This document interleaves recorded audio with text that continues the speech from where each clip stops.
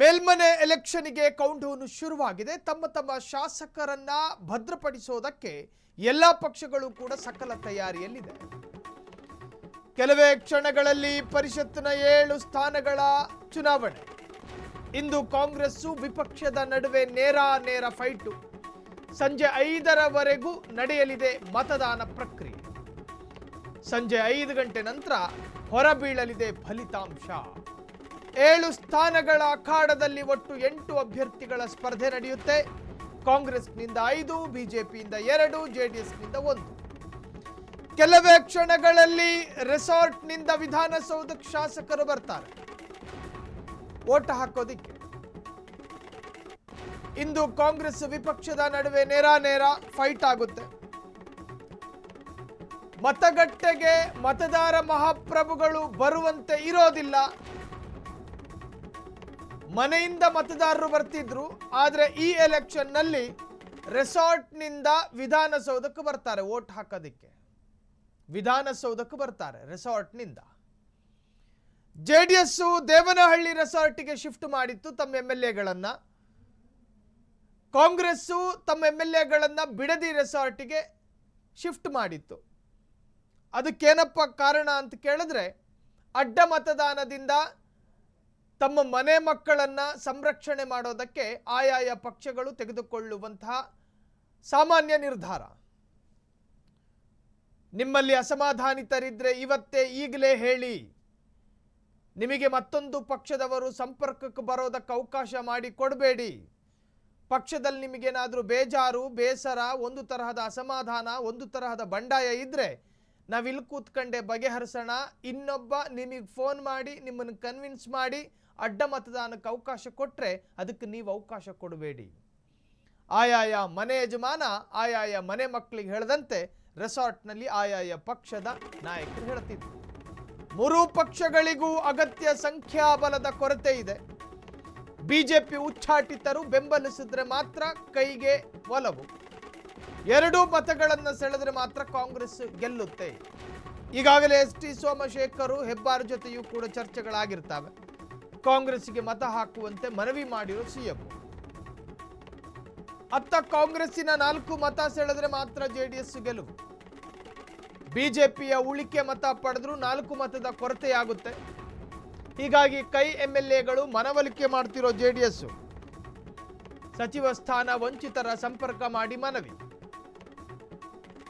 ತೀವ್ರ ಕುತೂಹಲ ಮೂಡಿಸಿದೆ ರೋಚಕ ಹಣಾಹಣಿ.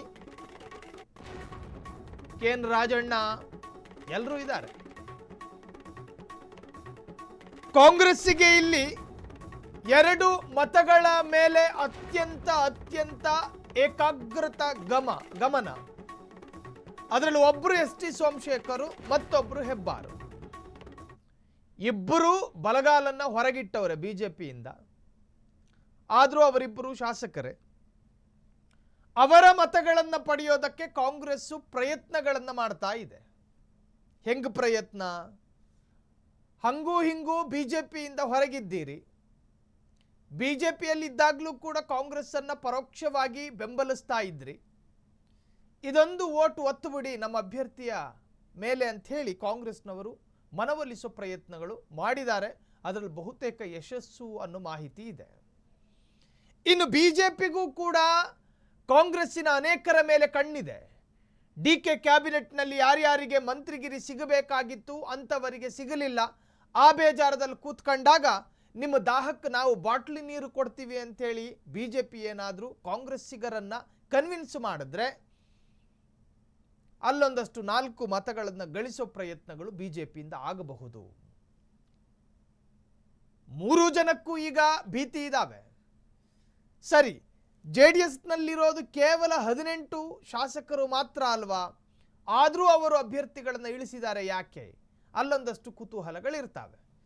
ಸ್ವತಃ ಕುಮಾರಸ್ವಾಮಿ ಹೇಳಿದಂತೆ ನಮ್ದೊಂದು ಸಣ್ಣ ಪಾರ್ಟಿ, ಹಣ ಬಲ ಇಲ್ಲ, ಜನಬಲ ಇಲ್ಲ, ಮತ್ತೊಂದು ಬಲ ಇಲ್ಲ, ಮಗದೊಂದು ಬಲ ಇಲ್ಲ, ನಾವು ಯಾಕೆ ಆಪರೇಷನ್ ಮಾಡೋಣ, ನಮ್ಮ ಶಾಸಕರ ಒಗ್ಗಟ್ಟು ಅಥವಾ ನಮ್ಮ ಶಾಸಕರ ನಡುವೆ ಭಿನ್ನ ರಾಗಗಳು ಬರಕೂಡದು ಅನ್ನೋ ಕಾರಣಕ್ಕೋಸ್ಕರ, ನಮ್ಮ ಮತಗಳು ಚದರಬಾರದು ಅನ್ನೋ ಕಾರಣಕ್ಕೋಸ್ಕರ ಈ ಕೆಲಸ ಮಾಡಿದ್ದೀವಿ ಅಂತ ಹೇಳಿಕೆಯನ್ನು ಕೊಟ್ಟಿದ್ರು. ಎಸ್ ಬಗ್ಗೆ ಹೆಚ್ಚಿನ ಡೀಟೇಲ್ಸ್ ಕೊಡೋದಕ್ಕೆ ನಮ್ಮ ಪೊಲಿಟಿಕಲ್ ರಿಪೋರ್ಟರ್ ಮಾರುತಿ ಸ್ಥಳದಿಂದಲೇ ವಿಧಾನಸೌಧದಿಂದಲೇ ನೇರ ಸಂಪರ್ಕದಲ್ಲಿದ್ದಾರೆ. ಮಾರುತಿ, ಈಗ ಕೌಂಟ್ ಡೌನ್ ಅನ್ನೋದಕ್ಕಿಂತಲೂ ಇನ್ನೇನು ಕೆಲವೇ ಸೆಕೆಂಡುಗಳು ಮಾತ್ರ ಬಾಕಿ ಇರುವಂತಹದ್ದು ಎಲೆಕ್ಷನ್ಗೆ. ಈಗಾಗಲೇ ರೆಸಾರ್ಟ್ನಿಂದ ಬೇರೆ ಬೇರೆ ಪಕ್ಷದ ಶಾಸಕರು ಹೊರಟಿರಲೂಬಹುದು. ಇನ್ನೇನು ಕೆಲ ಕ್ಷಣದಲ್ಲಿ ವಿಧಾನಸೌಧವನ್ನು ರೀಚ್ ಆಗಬಹುದು. ಸೊ ಒಟ್ಟಾರೆ ಈ ಎಲೆಕ್ಷನ್ ಸಿದ್ಧತೆ ಹೇಗಿದೆ ಮಾರುತಿ?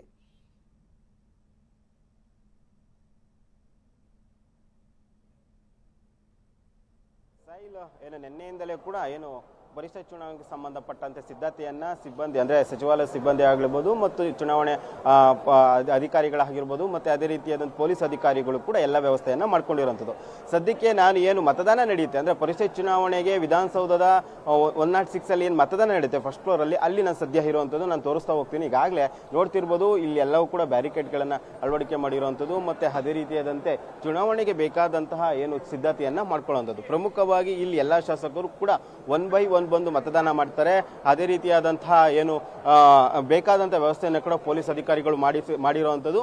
ಮತ್ತು ಪ್ರಮುಖವಾಗಿ ಏನು 7 ಸ್ಥಾನಗಳಿಗೆ ವಿಧಾನಸಭೆಯಿಂದ ನಡೆಯುವಂತಹ ಚುನಾವಣೆ ಆಗಿರೋದ್ರಿಂದ 222 ಶಾಸಕರು ಕೂಡ ಇಲ್ಲಿ ಬಂದು ಮತದಾನ ಹಾಕುವಂಥದ್ದು. ಅದಕ್ಕೆ ಬೇಕಾದಂತಹ ಎಲ್ಲ ವ್ಯವಸ್ಥೆಯನ್ನು ಕೂಡ ಇಲ್ಲಿ ಮಾಡ್ಕೊಂಡಿದ್ದಾರೆ. ಪ್ರಮುಖವಾಗಿ ನಾವು ನೋಡ್ತಿರೋ ಹಾಗೆ ಇನ್ನು ಕೆಲವೇ ಕ್ಷಣಗಳಲ್ಲಿ ಏನು ಮತದಾನ ಪ್ರಕ್ರಿಯೆ ಆರಂಭ ಆಗುತ್ತೆ. ಈಗಾಗಲೇ ಒಬ್ಬೊಬ್ಬರಾಗಿ ವಿಧಾನಸೌಧಕ್ಕೆ ಬರ್ತಾ ಇರುವಂಥದ್ದು. ಪ್ರಮುಖವಾಗಿ ಬಿಜೆಪಿ ನಾಯಕರು ಕೂಡ ಈಗಾಗಲೇ ವಿಧಾನಸೌಧದ ವಿಪಕ್ಷ ನಾಯಕರ ಕಚೇರಿಗೆ ಒಬ್ಬೊಬ್ಬರೇ ಬರ್ತಾ ಇರುವಂಥದ್ದು. ಇನ್ನೊಂದು ಕಡೆ JDS ನಾಯಕರು ಮತ್ತೆ ಅದೇ ರೀತಿಯಾದಂತಹ ಕಾಂಗ್ರೆಸ್ ನಾಯಕರು ಕೂಡ ರೆಸಾರ್ಟ್ನಲ್ಲಿ ವಾಸ್ತವ್ಯವನ್ನು ಹೂಡಿರುವಂಥದ್ದು. ಅವರು ಕೂಡ ಇನ್ನೇನು ಕೆಲವೇ ಗಂಟೆಗಳಲ್ಲಿ ಅಲ್ಲಿಂದ ಹೊರಡುವಂಥದ್ದು. ಪ್ರಮುಖವಾಗಿ ನಾವು ಸದ್ಯ ನೋಡ್ತಿರ್ಬೋದು ಮತ್ತು ಪೊಲೀಸ್ ಅಧಿಕಾರಿಗಳು ಕೂಡ ಬಿಗಿ ಭದ್ರತೆಯನ್ನು ಒದಗಿಸಿರುವಂಥದ್ದು. ಮತ್ತು ಇಲ್ಲಿ ಎಂಟ್ರಿ ಆಗುವಂಥ ಎಲ್ಲರಿಗೂ ಕೂಡ ಪಾಸ್ಗಳಂತ ವ್ಯವಸ್ಥೆಗಳನ್ನ ಕೂಡ ಮಾಡಿರುವಂಥದ್ದು ವಾರ್ತಾ ಇಲಾಖೆಯಿಂದ. ಪ್ರಮುಖವಾಗಿ ಇಲ್ಲಿ ಏನು 7 ಸ್ಥಾನಗಳಿಗೆ 8 ಅಭ್ಯರ್ಥಿಗಳು ಸ್ಪರ್ಧೆ ಮಾಡಿರೋದ್ರಿಂದ ಸಾಕಷ್ಟು ಮಹತ್ವವನ್ನು ಪಡ್ಕೊಂಡಿರುವಂಥದ್ದು. ಯಾಕೆಂದ್ರೆ ಪ್ರಮುಖವಾಗಿ ಇಲ್ಲಿ ನಡೀತಾ ಇರುವಂಥ ಚುನಾವಣೆಗೆ ಒಟ್ಟು ಕಾಂಗ್ರೆಸ್ ಇಂದ 5 ಅಭ್ಯರ್ಥಿಗಳು ಸ್ಪರ್ಧೆ ಮಾಡ್ತಾ ಇರುವಂಥದ್ದು. ಇನ್ನೊಂದು ಕಡೆ ಬಿಜೆಪಿಯಿಂದ 2 ಅಭ್ಯರ್ಥಿಗಳು ಮತ್ತೆ ಅದೇ ರೀತಿ ಬಿಜೆಪಿ ಮತ್ತು JDS ಮೈತ್ರಿ ಅಭ್ಯರ್ಥಿಯಾಗಿ ಒಬ್ಬರು ಸ್ಪರ್ಧೆ ಮಾಡ್ತಾ ಇರೋದ್ರಿಂದ 8ನೇ ಅಭ್ಯರ್ಥಿ ಹಾಕಿರುವಂಥದ್ದೇ ಸಾಕಷ್ಟು ಮಹತ್ವವನ್ನು ಪಡ್ಕೊಂಡಿದೆ. ಅದರಿಂದಾಗಿಯೇ ಎಲ್ಲರೂ ಕೂಡ ರೆಸಾರ್ಟ್ನಲ್ಲಿ ವಾಸ್ತವ್ಯ ಹೂಡಿರೋದು. ಅಂದ್ರೆ ಅಡ್ಡ ಮತದಾನ ಹಾಕುವ ಲಕ್ಷಣಗಳು ಕೂಡ ಕಾಣ್ತಿರುವೆ ಹಿನ್ನೆಲೆಯಲ್ಲಿ ಈಗಾಗಲೇ ಕಾಂಗ್ರೆಸ್ ನಾಯಕರು ಕೂಡ ಬಿಡದಿಯಲ್ಲಿರುವಂತಹ ಒಂದು ರೆಸಾರ್ಟ್ನಲ್ಲಿ ವಾಸ್ತವ್ಯ ಹೂಡಿರುವಂಥದ್ದು. ಇನ್ನೊಂದು ಕಡೆ ದಳದ ನಾಯಕರು ಕೂಡ ಈಗಾಗಲೇ ರೆಸಾರ್ಟ್ನಲ್ಲಿ ಅಂದ್ರೆ ದೇವನಹಳ್ಳಿ ಬಳಿ ಇರುವಂತಹ ರೆಸಾರ್ಟ್ನಲ್ಲಿ ವಾಸ್ತವ್ಯವನ್ನು ಹೂಡಿರುವಂಥದ್ದು. ಪ್ರಮುಖವಾಗಿ ಇವತ್ತು ನಡೆಯುವ ಚುನಾವಣೆ 2 ಕಡೆಯಿಂದ ಅಂದ್ರೆ CM ಆಗಿ ಮೊದಲ ಚುನಾವಣೆಯನ್ನ ಈಗಾಗಲೇ DK ಶಿವರ್ ಎದುರಿಸ್ತಾ ಇರುವಂತದ್ದು ಕೂಡ ಅವರು 5ನೇ ಅಭ್ಯರ್ಥಿ ಹಾಕಿರೋದ್ರಿಂದ ಅದನ್ನ ಗೆಲ್ಲಿಸುವ ನಿಟ್ಟಿನಲ್ಲೂ ಕೂಡ ಕಸರತ್ತನ್ನ ಮಾಡ್ತಾ ಇರುವಂಥದ್ದು. ಪ್ರಮುಖವಾಗಿ ಪಕ್ಷೇತರ ಇರುವಂತಹ 3 ಅಭ್ಯರ್ಥಿಗಳು ಮತ್ತು ಬಿಜೆಪಿಯಿಂದ ಉಚ್ಚಾಟನೆಯಾಗಿರುವಂತಹ 2 ಅಭ್ಯರ್ಥಿಗಳು ಕೂಡ ಕಾಂಗ್ರೆಸ್ಗೆ ಮತದಾನ ಹಾಕುವ ಸಾಧ್ಯತೆ ಇರುವಂಥದ್ದು. ಸಾಯಿಲ್, ಇನ್ನು ಮಾರುತಿ, ನೀವೇ ಹೇಳ್ತಾ ಇದ್ರಿ ಅಸಮಾಧಾನಿತರ ಮೇಲೆ ಬೇರೆ ಬೇರೆ ಪಕ್ಷಗಳು ಕಣ್ಣಿಟ್ಕೊಂಡು ಕೂತಿರ್ತಾವೆ. ಬಿಜೆಪಿ ಒಂದಷ್ಟು ಜನರ ಮೇಲೆ, JDS ಒಂದಷ್ಟು ಜನರ ಮೇಲೆ, ಕಾಂಗ್ರೆಸ್ಸು ಈಗ ST ಸೋಮಶೇಖರ್ ಹೆಬ್ಬಾರ್ ಮೇಲೆ ಇಟ್ಟಂಗೆ. ಸೊ ನೋಡಿ, ಇವರನ್ನು ಕನ್ವಿನ್ಸ್ ಮಾಡೋದು ಕೂಡ ಪಕ್ಷಗಳಿಗೆ ಸರ್ಕಸ್ ಆಗಬಹುದಾ ಅಥವಾ ಅತ್ಯಂತ ಸರಳವಾಗಿ ಯಶಸ್ಸು ಕಾಣಬಹುದಾ ಮಾರುತಿ?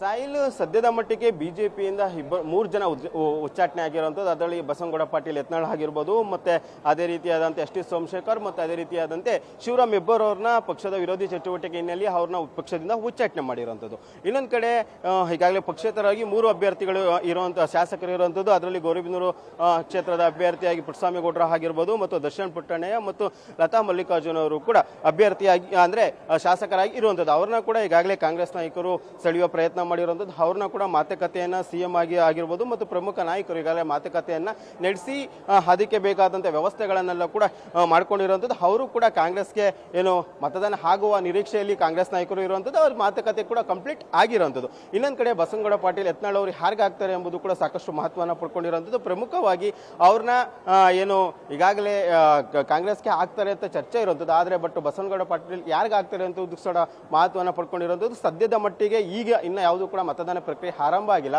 ಒಬ್ಬೊಬ್ಬರಾಗಿ ಬರುವ ಸಾಧ್ಯತೆ ಇರುವಂಥದ್ದು. ಪ್ರಮುಖವಾಗಿ ಅದೇ ರೀತಿಯಾದಂತೆ ಇನ್ನೇನು ನಮ್ಮ ಜೊತೆ ಈಗ ಕಾಂಗ್ರೆಸ್ ಬಿಜೆಪಿ ಅಭ್ಯರ್ಥಿ ಆಗಿರುವಂತಹ ರಘು ಕೌಟಿಲ್ಯರು ಇರುವಂಥದ್ದು. ಸರ್, ಇವತ್ತು ಮತದಾನ ಪ್ರಕ್ರಿಯೆ ಆರಂಭ ಆಗ್ತಿದೆ, ನೀವು ಕೂಡ ಅಭ್ಯರ್ಥಿ ಆಗಿರೋದು, ಅದ್ರ ಬಗ್ಗೆ ಏನು ಹೇಳ್ತೀವಿ ಸರ್?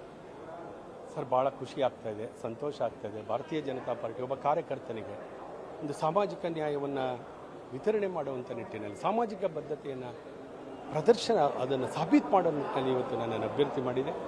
ನನಗೆ ಗೆಲ್ಲುವುದಕ್ಕೆ ಎಲ್ಲ ವಿಶ್ವಾಸ ಇದೆ. ನಾವಿಬ್ಬರು ಅಭ್ಯರ್ಥಿಗಳು ಈ ಚುನಾವಣೆಯಲ್ಲಿ ಸುಲಲಿತವಾಗಿ ಜಯದ ದಡವನ್ನು ತಲುಪ್ತೇವೆ ಅಂತಕ್ಕಂಥ ಆತ್ಮವಿಶ್ವಾಸ. ಸರ್, ನಿನ್ನೆ ಶಾಸಕಾಂಗ ಪಕ್ಷದ ಸಭೆ ನಡೀತು, ಯಾರ್ಯಾರಿಗೆ ಮತದಾನ ಹಾಕಬೇಕು ಮತ್ತು ಯಾವ ರೀತಿ ಮತದಾನ ಹಾಕಬೇಕು ಬಗ್ಗೆ ಅದಕ್ಕೆ ಮಾತುಕತೆ ನಡೆದಿರೋ ಅಂತ ಅದ್ರ ಬಗ್ಗೆ ಏನು ಹೇಳ್ತೀರಾ?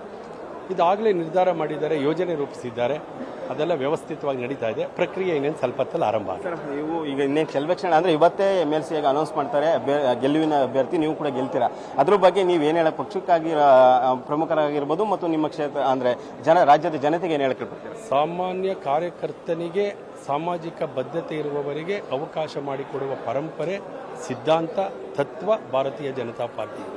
ಯಾವ ಸಮಾಜಗಳು ಅವಕಾಶ ವಂಚಿತ ಸಮುದಾಯಗಳಿದ್ದಾವೆ, ಯಾವ ಸಮುದಾಯಗಳಿಗೆ ಇವತ್ತು ಪ್ರಜಾಪ್ರಭುತ್ವ ವ್ಯವಸ್ಥೆಯಲ್ಲಿ ಅವಕಾಶಗಳು ಸಿಗ್ತಾ ಇಲ್ಲ, ವಿಧಾನಸೌಧದ ಬಾಗಿಲು ತೆರೀತಾ ಇಲ್ಲ, ಅಂಥದ್ದಕ್ಕೆ ಬಾಗಿಲು ತೆರೆದು ಕೊಡ್ತಕ್ಕಂಥ ಒಂದು ಪರಂಪರೆ ಇರೋದ್ರಿಂದ ಸದನದ ಒಳಗೆ ಹೊರಗೆ ಇವತ್ತು ನಾಡು ನುಡಿ ಜನರ ಪರವಾಗಿ ಹೋರಾಟ ಮಾಡ್ತಕ್ಕಂಥ ಮತ್ತು ಸಮಾಜದ ಸಂಕಷ್ಟಿತ ಸಮುದಾಯಗಳ ಪರವಾಗಿ ದನಿ ಎತ್ತತಕ್ಕಂಥ, ಆ ಮೂಲಕ 2028ರ ಚುನಾವಣೆಗೆ ಒಂದು ಅತ್ಯುತ್ತಮವಾಗಿ ಸಂಘಟನೆ ಮಾಡೋ ನಿಟ್ಟಿನಲ್ಲಿ ನನಗೆ ಕೊಟ್ಟಿರ್ತಕ್ಕಂಥ ಅವಕಾಶವನ್ನು ಉಪಯೋಗಿಸ್ಕೊಳ್ತೀನಿ. ಸರ್, ಕಾಂಗ್ರೆಸ್ಸಿಂದ ಎಲ್ಲೋ ಒಂದು ಕಡೆ ರೆಸಾರ್ಟ್ ರಾಜಕೀಯ ನಡೀತಾ ಇರುತ್ತೆ. 5 ಅಭ್ಯರ್ಥಿ ಹಾಕಿ ಅದಕ್ಕೆ ಗೆಲ್ಲುವ ಬೇಕಾದಂಥ ಮತಗಳಿಲ್ಲ, ಬಟ್ ಬೇರೆ ಪಕ್ಷದಿಂದ ಆಗಿರ್ಬೋದು ಮತ್ತು ಬಿಜೆಪಿಯಿಂದ ಉಚ್ಚಾಟ ಆಗಿರುವಂಥವ್ರನ್ನ ಸೆಳೆಯುವ ಪ್ರಯತ್ನ ಮಾಡ್ತಿದ್ದಾರೆ. ಇದ್ರ ಬಗ್ಗೆ ಏನು ಹೇಳ್ತಾರೆ?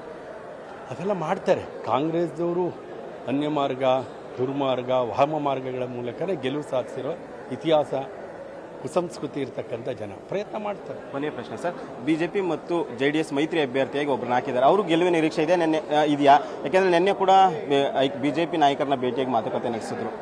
ತಂತ್ರ ನಡೀತಾ ಇದೆ, ಅದ್ರ ಬಗ್ಗೆ ನಾನು ಹೇಳೋಕ್ಕಾಗಲ್ಲ. ಗೆಲ್ಲಿ ಅವ್ರಿಗೂ ಶುಭ ಹಾರೈಸ್ತೀವಿ, ಅವಕಾಶ ಇರಬಹುದು. Okay, thank you. ಇಷ್ಟು ಬಿಜೆಪಿ ಅಭ್ಯರ್ಥಿಯಾಗಿರುವಂತಹ ಪರಿಷತ್ ಅಭ್ಯರ್ಥಿ ರಘು ಕೋಟೆಲ್ ಅವರ ಮಾತು. ಅಂದ್ರೆ ಅವರು ಕೂಡ ನಾನು ಈಗಾಗಲೇ ಗೆಲ್ಲುವ ನಿರೀಕ್ಷೆ ಇರುವಂತದ್ದು, ನಮಗೆ ಬೇಕಾದಂತ ಎಲ್ಲಾ ಮತಗಳು ಕೂಡ ಬಿಜೆಪಿ ಬೆಳೆ ಇದೆ, ಅದರಿಂದಾಗಿ ನಾವು ಗೆಲ್ತೀವಿ ಅಂತ ಕೂಡ ಹೇಳ್ತಾ ಇರುವಂತದ್ದು Sahil. Thank you so much Maruti, thank you so much ತಮ್ಮೆಲ್ಲ ಡೀಟೇಲ್ಸ್ಗೆ.